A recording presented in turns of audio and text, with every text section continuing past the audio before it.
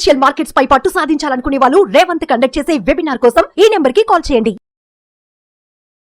నమస్తే, welcome to Suman TV. నేను విష్ణు. ప్రస్తుతం certified financial planar Ram Prasad గారు ఉన్నారు. వారితో మాట్లాడదాం. సార్ నమస్తే. సార్ రామ్ ప్రసాద్ గారు. నమస్తే విష్ణు గారు. సార్ రామ్ ప్రసాద్ గారు, కాసేపు ఈ మ్యూచువల్ ఫండ్స్లో వచ్చే రిటర్న్స్ గురించి మాట్లాడుకున్నాం. మాట్లాడదాం. గత 2-3 సంవత్సరాల నుంచి మ్యూచువల్ ఫండ్ రిటర్న్స్ అనేవి చాలా భారీ ఎత్తున వచ్చాయి. మామూలుగా మ్యూచువల్ ఫండ్ రిటర్న్స్ అంటే 12 నుంచి 15% మాత్రమే సిఏజర్ మాట్లాడుకోవాలి కూడా. ఇప్పుడు ఇక్కడైనా సరే మనమైనా సరే, కానీ అంతకు మించిన రిటర్న్సే వచ్చాయి. అయితే గత కొంతకాలంగా ప్రపంచవ్యాప్తంగా రకరకాల వార్తలు మార్కెట్ని భయపెడుతున్నాయి. అమెరికాలో సంక్షోభం అంటున్నారు, ఉద్యోగాలు పోతున్నాయంటారు, ఉద్యోగాలు తీసేస్తున్నారు అంటున్నారు. ఇంకొక దేశంలో ఇంకొక యుద్ధం ఏదో అంటున్నారు. అదేవిధంగా గోల్డ్ మార్కెట్కి సంబంధించి రకరకాల ఊహాగానాలు చెప్తున్నారు. సరే, ఇప్పటి వరకు అయితే మంచి రిటర్న్స్ ఇచ్చాయి కదా. వాకి 2 సంవత్సరాల తర్వాత మరి ఇప్పుడు అనుకున్న రిటర్న్స్ ఆ స్థాయిలో కనుక రాకుండా కొంత డౌన్ ట్రెండ్లో కనుక వెళ్తే మరి ఇన్వెస్టర్స్ పరిస్థితి ఏంటంటారు? ఎందుకంటే లాస్ట్ 5 yearsలో ఎంత పెద్ద బజ్ క్రియేట్ అయిందో చూసాం. ఇవాళ మ్యూచువల్ ఫండ్స్కి సంబంధించి ఎంత పెద్ద అవేర్నెస్ క్రియేట్ అయిందో మన కళ్ళ ముందు చూస్తున్నాం. నెలకి దాదాపు 23,000 కోట్ల రూపాయల ఎస్ఐపి పెనిట్రేషన్ జరుగుతోంది కదా. ఏవైనా అనుకోని పరిస్థితులు ఎదురయ్యి వచ్చే 2 ఏళ్లలో తలకిందులై తారుమారైతే మ్యూచువల్ ఫండ్ ఇన్వెస్టర్స్ పరిస్థితి ఏంటి? పడితే పండగ చేసుకోవడమే సార్. ఏంటండి? మార్కెట్ పడితే పండగ చేసుకోవడమే. మార్కెట్ పడితే పండగ చేసుకోవడం ఏంటి సార్? ఏం చేయగలుగుతాం మనం? పడితే ఏం చేయలేం కదా. మనం ఆపేది కాదంటారు కదా. ఇప్పుడు ఏమైందంటే మార్కెట్ పడుతుంది అని ఒప్పుకున్న దాకా వదిలేట్టుకెళ్ళారు ఎవరు. ఇప్పుడు మీరు అబ్జర్వ్ చేస్తే గత 4 ఏళ్ళ మన జర్నీలో ఫస్ట్ రష్యా ఉక్రెయిన్ వారప్పుడు ఏదో ఒక వీడియో చేసాం మనం. అవునవును. యుద్ధం మొదలైతే ఏంటి అని ఆగా మేఘాల మీద చేసాం ఆ రోజు మనం వీడియో చేసామా. తర్వాత సిలికాన్ వ్యాలీ బ్యాంక్ కొలాప్స్ అయితే చేయమంటే నేను చేయనన్నా. ఇవన్నీ జరుగుతూనే ఉంటాయి. రష్యా ఉక్రెయిన్ యుద్ధం మొదలైతే 3వ ప్రపంచ యుద్ధం మొదలైంది అన్నారు. ఏమైంది? అది నడుస్తుంది, మన జీవితాలు నడుస్తుంది, మార్కెట్ నడుస్తుంది. సిలికాన్ వ్యాలీ బ్యాంక్ కొలాప్స్ అయితే ఇంకేం లేదు, ఐటీ అయిపోయింది అన్నారు. ఏమైంది? మొన్న యుఎస్లో ఏదో కాస్త అటు ఇటు అయిపోతే ఒక్క రోజులో జపాన్ ఎన్నని అదని ఇదని ఒక 1 week హంగామా నడుస్తుంది. ఇప్పుడు అంతా అయిపోయింది. ఇవి ఎప్పుడు జరుగుతూనే ఉంటాయి, జరగకుండా ఎప్పుడు ఉండవు. మార్కెట్లో నెగిటివ్ వస్తూనే ఉంటుంది. పీపుల్ ఆర్ ఎక్కువ నెగిటివ్గా అట్రాక్ట్ అవుతారు. అది కావాలి, అది ఎక్కువ సర్క్యులేట్ అవుతుంది, వ్యూషిప్స్ వస్తాయి. మనం as a certified financial planner or personal finance ప్లానర్గా దేశానికి ఫైనాన్షియల్ ప్లాన్ చేయట్లేదు. మనకి మనం చేసుకుంటాం. ఒక ఇండివిజువల్కి, ఒక ఫ్యామిలీకి ఫైనాన్షియల్ ప్లానింగ్ చేస్తున్నాం. కానీ ఇప్పుడు ఎవరు చెప్పినా అన్నీ ఎక్స్టర్నల్ థింగ్సే మాట్లాడుతున్నాం. ఈ కంట్రీలో యుద్ధం అంటాం, ఆ కంట్రీలో రెషన్ అంటాం, కానీ ఇండియాలో ప్రాబ్లమ్ ఉందని ఎవరు మాట్లాడలే. ఎస్. అండ్ మీరు అన్నట్టుగా గత 2 ఏళ్ళలో మ్యూచువల్ ఫండ్స్లో అద్భుతమైన రిటర్న్స్ వచ్చాయి. మనం అనుకునే ట్రెడిషనల్ రేట్కి 3 times 4 times చాలా మంది పోర్ట్ఫోలియో వచ్చినాయి. దేర్ ఆర్ స్కీమ్స్ డెలివర్ 100% ఇచ్చిన స్కీమ్స్ ఉన్నాయి. ఇప్పుడు అందరూ మళ్ళీ 100లో దూకుతున్నారు. ఓకే, ఇక్కడ నుంచి మార్కెట్ పడితే ఏంటి? అదే కదా మీ ప్రశ్న. ఇక్కడ నుంచి మార్కెట్ పడితే ఇన్వెస్టర్ల పరిస్థితి ఏంటి?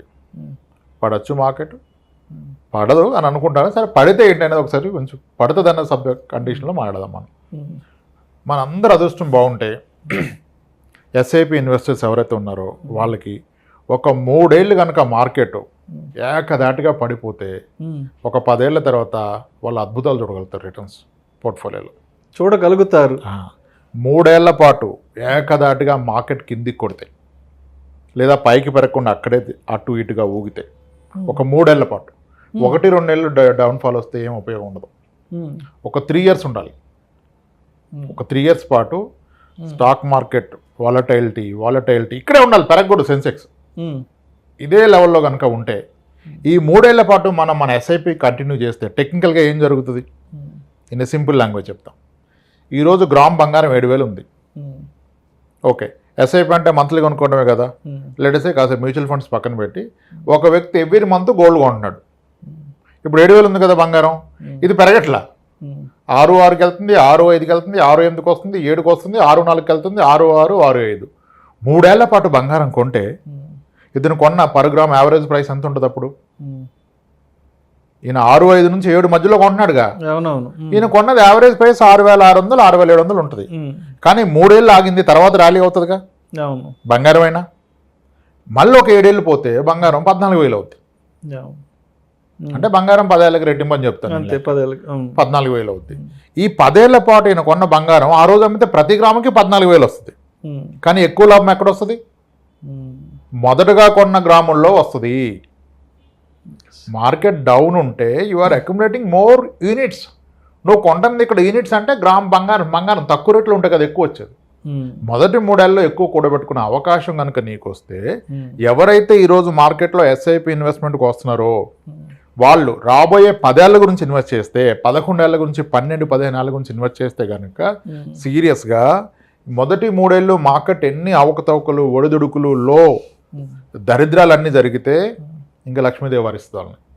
మొదటి 3 ఏళ్ళు జరిగితే ఎస్ఐపి ఇన్వెస్టర్ అంటే ఇప్పుడు రేపు పెళ్ళి, రేపు చదువుకున్న వాళ్ళు పడితే ఈరోజు వెళ్ళిపోవాలి. ఇంకా సింపుల్. ఇప్పుడు నెక్స్ట్ 1-2 ఇయర్స్లో మ్యారేజ్లో ఎడ్యుకేషన్ ఉంది, మంచి రిటర్న్ వచ్చింది కదా, వెళ్ళిపోండి ఈరోజు. ఎందుకంటే 2 ఏళ్ళలో మార్కెట్ని ప్రెడిక్ట్ చేయలేరు మీరు, పడితే కష్టం. కానీ ఇప్పుడు మొదలెడుతున్న వాళ్ళు జర్నీ 10 ఏళ్ల తర్వాత నువ్వు తీసుకునే దానికి ఇప్పుడు పడితే ఏంటి, పెరిగితే ఏంటి? యాక్చువల్గా పడితే లాభం ఎక్కువ. మార్కెట్ పడదని ఎక్కడ లేదు. మీరు ఒక ఫిగర్ చెప్పారుగా, 23,000-24,000 crores of SIP from retail investors. 2 ఇయర్స్లో అది డబుల్ అవుద్ది, 50,000 crores అవుతుంది 2 ఇయర్స్లో, జస్ట్ ఇన్ 2 ఇయర్స్లో. 2 ఇయర్స్లో డబుల్ అయితే 5 ఇయర్స్లో ఎంత అవుతుంది? కానీ ఇండియన్ ఈక్విటీలో అంత స్కోప్ ఉందా? 1,00,000 crores per month retail investors పెడితే సేబీ గేట్లు అయితే వెళ్ళి ఫారెన్ ఇన్వెస్ట్మెంట్ చేయమని, మనం పోయి చేయాలి ఫారెన్ కంట్రీస్లో ఇన్వెస్ట్మెంట్. ఆ కైండ్ ఆఫ్ క్యాష్లో వస్తుంది. అందుకని గ్లోబల్గా ఎంత నెగిటివ్ న్యూస్ వచ్చినా మన వాళ్ళు రాగానే గోల్ పెట్టేస్తున్నారు. కానీ ఇంక ఇది అయిపోయింది, అది అయిపోయింది. ఏమైంది? ఎన్నిసార్లు భయపెట్టేశారు గత 2 ఏళ్ళలో 3 ఏళ్ళలో? ప్రతి ఈవెంట్కి, ఎలక్షన్ ఈవెంట్కి, ఆ రష్యా ఉక్రెయిన్ వారు కొన్నాళ్ళు మర్చిపోతాం, బోరు కొడితే మళ్ళీ బయటకు వస్తుంది. ఎన్నెన్నో చెప్తారు. అది ఇది ఎందుకే? ఆ దేశాలన్నీ, ప్రపంచ దేశాలన్నింటికి మనకేం సంబంధం? అసలు కోవిడ్ అప్పుడైతే అసలు ఇంకా ప్రపంచం లేదు. ఇంకా రేపటి నుంచి మొత్తం కోవిడ్ అప్పుడు లేదు. మానవ జాతి అంతరించిపోతుంది. 3వ ప్రపంచం వచ్చిపోయింది మనకు ఆల్రెడీ. రష్యా ఇది సిలికాన్ వ్యాలీ బ్యాంక్ వల్ల ఐటీ సర్వనాశనం అయిపోయింది, మట్టం అయిపోయింది. ఇప్పుడు ఉంటుంది ఐటీ వాళ్ళ పరిస్థితి అన్నారు. ఎందుకు అక్కసు అన్నారు? అన్నీ జరిగాయి కదా మార్కెట్లో. అది జరిగితే పడద్దేమో, పడినవ్వండి కదా. ఒక 3 ఏళ్ళ పాటు పడితే నీ అవసరం 10 ఏళ్ళ అవుతుంది. 3 ఏళ్ళు పడితే ఏంటి? మనం ఎప్పుడు అనుకున్నట్టుగా ఈ 3 ఏళ్ళు పడితే ఇప్పటి వరకు పెట్టుబడి పెట్టిన వాళ్ళు వాళ్ళది ఒక 20 లక్షలు 30 లక్షలు ఉంది కదా. ఈ 3 ఏళ్ళు పడ్డది, ఈ జాబ్ కూడా పోయిందనుకోండి, ఈయన ఇప్పటిదాకా ఉన్న 30 లక్షలు కాస్త రేపు గట్టిగా పడితే 25 లక్షలు అయింది, 22 లక్షలు అయింది. జాబ్ పోయింది, 1 సంవత్సరం జాబ్ రాదు. ఈలోపు 20 లక్షల మీద ఒక 10 లక్షలు లోన్ తీసుకుని నడిపించే 1 year మళ్ళీ మొదలైంది కదా జర్నీ. ఆల్రెడీ పెట్టిన వాళ్ళకి ఒకవేళ మీ గోల్స్ నియర్ ఉంటే yes you should move out of equity. 2-3 ఏళ్ళలో కనుక మీ గోల్ ఉంటే మీరు వెళ్ళిపోండి ఈక్విటీ నుంచి బయటికి. ఈ మార్కెట్ రేపు పెరుగుద్దని వెళ్ళిపోండి, రిస్క్ తీసుకోవద్దు. కానీ 10 ఏళ్ళ తర్వాత మీకు అవసరం ఉంటే టెన్షన్ ఏంటి? మార్కెట్ పడితేనే మంచిది, పడితే పెరిగితే కాదు, పడితేనే మంచిది. కానీ పడే అవకాశం లేదేమో అనిపిస్తుంది. పడదన్నా భయపడే అవసరం లేదు. ఆయన ఇప్పుడు నిజానికి అనలిస్టులు భయపడుతుంది కానీ ఇన్వెస్టర్లు ఎక్కడా భయపడలేదు నాకు తెలిసి. అంటే గత 2 ఏళ్ళుగా, ఆల్మోస్ట్ 3 ఏళ్ళుగా గుర్రం గాడిద ఒకేలాగా పరిగెడుతున్నాయి. ఎవడు గాడిద మీద ఉన్నాడో గుర్రం మీద ఉన్నాడో అర్థం అవట్లే. ఇంకా అంటే స్టాక్స్ పెట్టిన వాళ్ళు పెరిగినాయి, పిఎంఎస్లు పెరిగినాయి, అంతా వదిలిపెట్టుకోవచ్చు. మా పిఎంఎస్ 48 ఇచ్చింది, 52 ఇచ్చింది, మా మ్యూచువల్ ఫండ్ 110 ఇచ్చింది. స్టాక్స్ పెట్టిన వాళ్ళు కూడా హ్యూజ్ రిటర్న్స్ కదా. నా పోర్ట్ఫోలియో బాగా పెరిగింది, నాకు మంచి అనలైటింగ్ స్కిల్స్ ఉన్నాయి అంటున్నారు. అసలు మార్కెట్ స్ట్రెస్లోకి వస్తే రియాలిటీ బయటకు వస్తాయి అన్నట్టుగా. గాడిదేది గుర్రం మీద తెలుస్తుంది. సో మ్యూచువల్ ఫండ్స్లో అయితే మోస్ట్లీ గుర్రాలే ఉంటాయి. ఎందుకంటే మనం కాదు కదా సెలెక్ట్ చేసేది, ఫండ్ మేనేజర్ కదా. సో దట్స్ వాట్ నా పర్సనల్ గట్ ఫీల్ ఏంటంటే, ఇప్పుడు లాస్ట్ వీక్ న్యూస్ వచ్చింది కదా మనకి యుఎస్లో అది ఇది అని. ఆ రోజు నేను ఏఎంసీ వాళ్ళతో మాట్లాడితే వాళ్ళు చెప్పిన మాట, సార్ 1,40,000 కోట్లు క్యాష్లో పెట్టుకుని కూర్చున్నాం సార్, అదే ఇండస్ట్రీ అన్నాడు ఒక ఫండ్ మేనేజర్. 1,40,000 కోట్లు ఈరోజు క్యాష్లో హోల్డ్ చేస్తున్నాం సార్, మార్కెట్ పడితే ఆపర్చునిటీ పంప్ చేస్తూ ఉన్నారు. ఇంతవరకు ఆపర్చునిటీ రాలే. ఈరోజు most of the multi asset hybrid equity ఫండ్స్లో 20-25% క్యాష్లో ఉంది. వాళ్ళు చాలా స్ట్రాటజీగా వెయిట్ చేస్తుంది. దేర్ ఎక్స్పర్ట్స్ కదా, లెట్ దెమ్ హ్యాండిల్. ఎందుకు మనం బ్రేక్ చేసుకోవడం ఎందుకు? వాళ్ళకి తెలుసు కదా సార్, వాళ్ళు చూసుకుంటారు. అసలు ఇన్వెస్టర్స్కి వచ్చిన భయం ఏం లేదు sir. If are a SIP investor maybe lumpsum you should be worried. దానికి డిఫరెంట్ పాత్స్ ఉన్నాయి, డిఫరెంట్ సొల్యూషన్స్ ఉన్నాయి విత్ ఇన్ మ్యూచువల్ ఫండ్స్. ఒక multiple other options, pure equity కాకుండా హైబ్రిడ్లో కూడా చాలా కేటగిరీస్ ఉంటాయి. Conservative hybrid, aggressive hybrid, multi asset, dynamic asset, balanced advantage.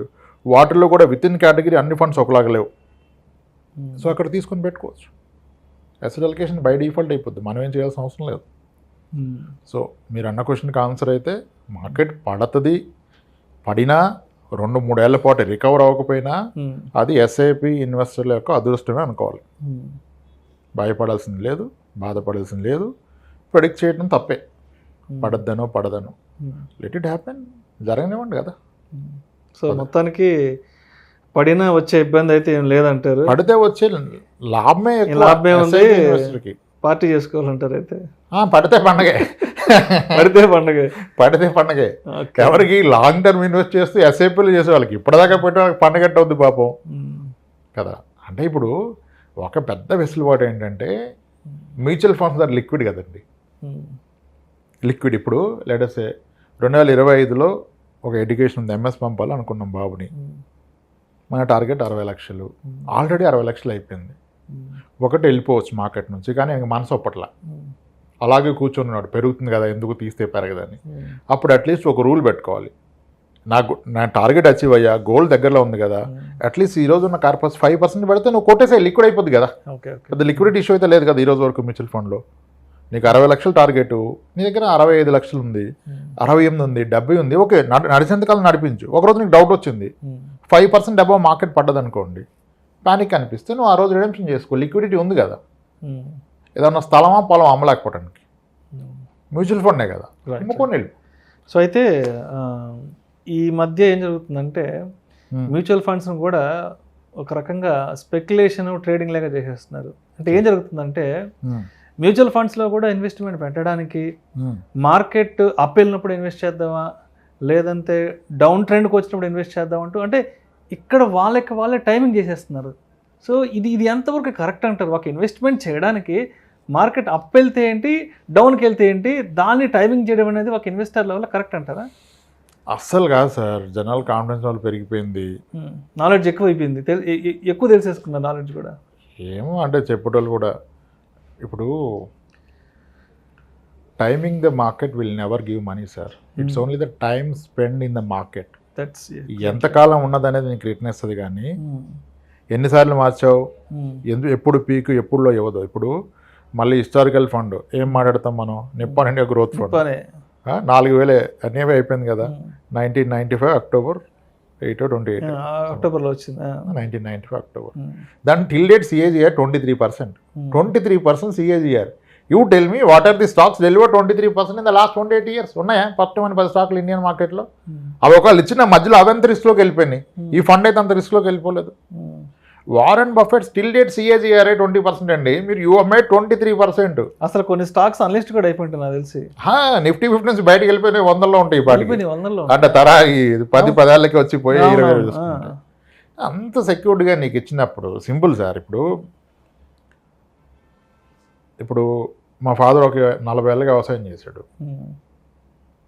ఇప్పుడు ఆయన ఒక ఆవును చూపిస్తే, ఒక బర్రెని చూపిస్తే, ఇది ఎన్ని పాలు ఇస్తుంది, దీనికి ఎంత రేటు పెట్టచ్చు చెప్తాడు, చెప్పేస్తారు. మనం చెప్పలేంగా.